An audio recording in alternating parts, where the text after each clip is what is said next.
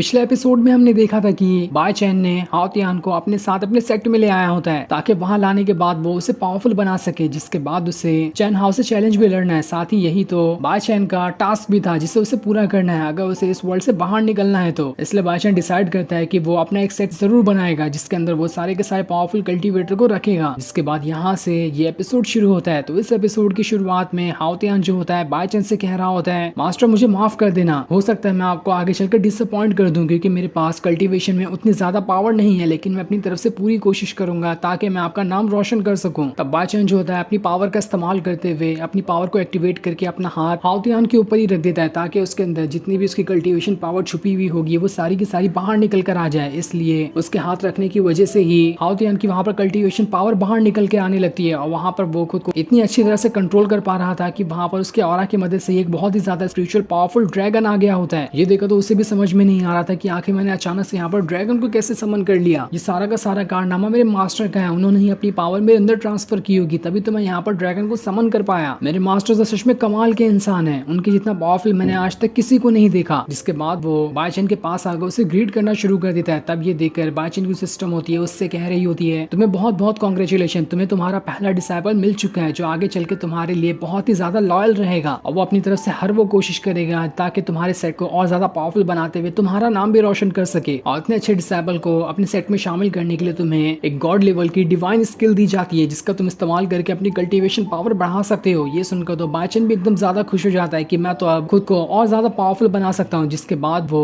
उसी God level वाली divine skill को देख रहा होता है लेकिन उसे कुछ समझ ही नहीं आता कि आखिर इसमें लिखा हुआ क्या है और इसे कल्टीवेट किस तरह से किया जाता है। जिस वजह से तो उसके गुस्से का ठिकाना ही नहीं था कि मैं इतना ज्यादा कमजोर हूँ कि मुझे ठीक तरह से मार्शल आर्ट वाली बुक भी पढ़ने नहीं आ रही, तो आखिर मैं किस तरह से यहाँ पर कल्टीवेशन कर पाऊंगा। इसलिए वो उस बुक को सीधा हाओ तियान को ही दे देता है और उसे देते हुए कहता है, लो इसे रख लो और इसे समझने की कोशिश करो, देखता हूँ मैं तुम इसे कल्टीवेट कर पाते भी हूँ या फिर नहीं। जो देखकर तो हाओ तियान एकदम ज्यादा हैरान रह गया था। वो अपने मास्टर से कहता है, मास्टर आप सच कह रहे हो ना कि मैं आप वाली इतनी सबसे खतरनाक स्किल को अपने पास रख लूं? अगर आपको मुझ पर इतना ही ज्यादा भरोसा है तो देख लेना, मैं आपको जल्द से जल्द पूरी की पूरी स्किल सीख कर दिखाऊंगा। जिसके बाद बाय चैन जो होता है हाओ तियान को वहां पर अपने सेट का पूरा नजारा दिखाता है जो कि उसका सेट बनेगा। भले से ये बहुत ही छोटा होता है लेकिन ये शुरुआत करने के लिए तो बहुत ही अच्छा था, इसलिए हाओ तियान को भी ये बहुत ही ज्यादा पसंद आता है कि हम इसी छोटे से सेट को बहुत ही ज्यादा पावरफुल सेट बनाएंगे जिसके सामने पूरी दुनिया झुक कर रहेगी। इसके बाद हाओ तियान जो होता है उसी गॉड लेवल वाली डिवाइन स्किल को सीखने की कोशिश कर रहा होता है ताकि वो समझ सके कि आखिर इसे कल्टीवेट किस तरह से किया जाता है। जिसके बाद वो बाय चैन से कहता है, मास्टर सुनो, मैंने इसे सीख लिया कि आखिर इससे किस तरह से कल्टीवेट करते हैं। जिसके बाद वो उसे तरीका बताने लगता है कि इसमें इस तरह से कल्टीवेशन करने का तरीका बताया गया है, अगर ऐसा कल्टीवेशन करेंगे तो हम इस टेक्निक को आसानी के साथ सीख सकते हैं। जो सुनकर तो बाय चैन जल्दी से भाग कर कमरे के अंदर आकर घुस जाता है ताकि वो उसी तरीके का इस्तेमाल कर सके जैसा कि अभी यहाँ पर हाओ तियान ने बताया था, और उस तरीके का इस्तेमाल करके वो वहां पर उसी गॉड लेवल वाली डिवाइन स्किल को सीखने की कोशिश करेगा क्योंकि उसे खुद से तो समझ नहीं आ रहा था कि आखिर इसे किस तरह से सीखा जाता है। लेकिन हाओ तियान ने तो यहाँ पर बस उसे 1 सेकंड के अंदर ही सीख लिया। लेकिन जब वो वहां पर उस गॉड लेवल वाली डिवाइन स्किल को सीखने की कोशिश करता है तो वो उसे सीख ही नहीं पा रहा था क्योंकि उसे सीखने के लिए भी अंदर कल्टीवेशन पावर की जरूरत होती है जितनी कि अभी बाय चैन के पास नहीं थी। ये देखकर वो एकदम ज्यादा उदास हो जाता है कि आखिर मैं कितना ज्यादा कमजोर हूँ, ऐसा लग रहा है कि मैं तो अपने डिसाइपल से भी ज्यादा कमजोर निकला। तब उसे हाओ तियान की आवाज सुनाई देती है जो भागते हुए अपने मास्टर के पास आ रहा होता है ये कहने के लिए कि मैंने उस गॉड लेवल वाली डिवाइन स्किल के पहले लेवल को ब्रेक थ्रू कर लिया। जो सुनकर तो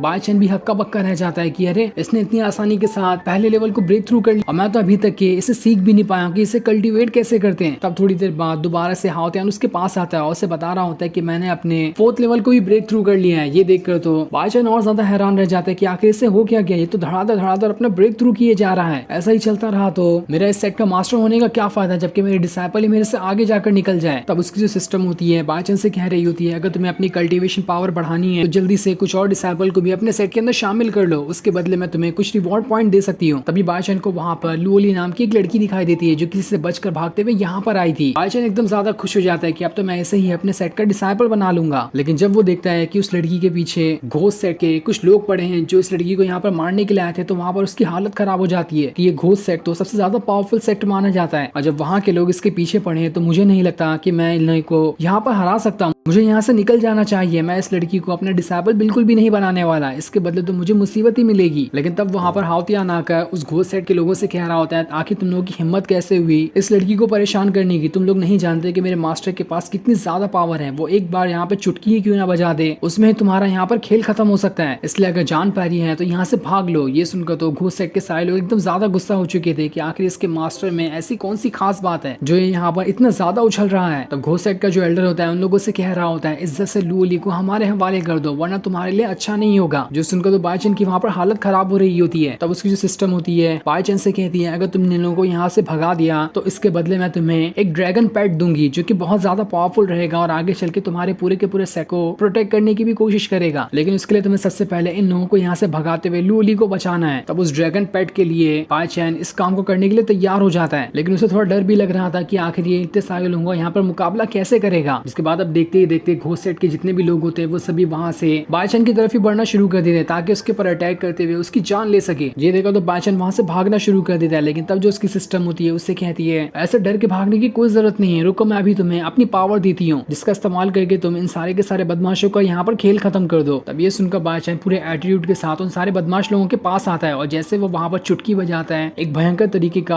ऑरा से बना वहां पर तूफान आ चुका था जिस तूफान की वजह से घोस्ट सेट के जितने भी लोग वहां पर होते हैं सब एक सेकंड के अंदर गायब हो चुके थे। ये देखा तो हाओतियान और लू ली एकदम ज्यादा हैरान रह जाते हैं कि आखिर इसके अंदर कितनी ज्यादा पावर थी जो इसने चुटकी बजाते ही सारे के सारे लोगों को यहाँ पर खत्म कर दिया। इसके बाद हम घोस्ट सेट के सारे लोगों को देखते हैं जो किसी अलग स्पिरिचुअल वर्ल्ड के अंदर जा चुके थे जो कि बाईचैन का स्पिरिचुअल वर्ल्ड होता है और इन सारे लोगों को बाईचैन ने वहां पर कैद कर दिया था। ये देखा तो वो लोग भी हैरान थे कि अरे हम लोग यहाँ पर इतनी अजीब जगह पर कैसे आ गए। उन सभी को लग रहा होता है कि ये किसी तरीके का इल्यूजन है जिसे बाईचैन ने क्रिएट किया है हमें बेवकूफ बनाने के लिए, इसलिए हम कैसे भी करके यहाँ से आसानी के साथ निकल सकते हैं, बस हमें थोड़ी सी पावर का इस्तेमाल करते हुए इस इल्यूजन को यहाँ पर तोड़ना होगा। इसलिए वो सारे लोग वहां पर अपनी पावर को एक्टिवेट करना शुरू कर देते ताकि यहाँ पर लगा हुआ इस इल्यूजन को वो तोड़ सके। लेकिन वो जितनी भी कोशिश क्यों ना कर लेते वहां का इल्यूजन तो टूट ही नहीं रहा होता है क्योंकि ये कोई इल्यूजन नहीं बल्कि बाईचैन का ये स्पिरिचुअल वर्ल्ड था जिस वजह से सभी थोड़ा थोड़ा घबरा रहे होते हैं। लेकिन उनका एल्डर तो सभी लोगों को जबरदस्ती अपनी पावर एक्टिवेट करने कह रहा होता है ताकि सारे लोगों की पावर का इस्तेमाल करते हुए वो इस स्पिरिचुअल वर्ल्ड को ही तोड़ सके। तब हाओतियान जो होता है लू ली से कह रहा होता है क्या तुमने देखी मेरे मास्टर की पावर, उनके पास सच में बहुत ज्यादा पावर है, भलाई इसी में होगी कि उनका सेट ज्वाइन कर लो, तुम आगे चलकर बहुत ज्यादा फायदे में रहने वाली हो। जिसके बाद बाईचैन की जो सिस्टम होती है उससे कह रही होती है तुमने यहाँ पर लू ली को बचाकर बहुत अच्छा काम किया और जैसा कि मैंने तुमसे वादा किया था मैं यहाँ पर अपना वादा पूरा करती हूँ। जिसके बाद वो उसे वही ड्रैगन पेट दे देती है जो कि उसके स्पिरिचुअल वर्ल्ड की गार्डियन करेगा और बड़ा होने के बाद वो इस सेट की भी गार्डियन करने वाला है। जिसके बाद बाईचैन के पास वो ड्रैगन आ जाता है जो कि रियल वर्ल्ड में बहुत ही छोटा दिखाई दे रहा था, इसलिए वो वहां से भागते हुए बाईचैन के स्पिरिचुअल वर्ल्ड के अंदर चले जाता है और जैसे वो वहां पर आता है वो वहां पर बहुत ही ज्यादा बड़ा और पावरफुल बन जाता है। जो देखकर तो घोस्ट सेट के सारे लोग वहां पर हक्का बक्का रह चुके थे, उन्हें समझ ही नहीं आ रहा होता है कि आखिर ये ड्रैगन यहाँ पर कैसे आ गया। वो सारे लोग अपनी पावर का इस्तेमाल करके उस ड्रैगन को वहां पर खत्म करने की कोशिश कर रहे होते हैं लेकिन उनके एक भी अटैक का ड्रैगन के ऊपर तो कोई असर ही नहीं होता और वो ड्रैगन उन्हें मारने उनकी तरफ ही बढ़ना शुरू कर देता है। जो सीन दिखाते ही ये एपिसोड यहीं पर एंड हो जाता है। Thanks for watching.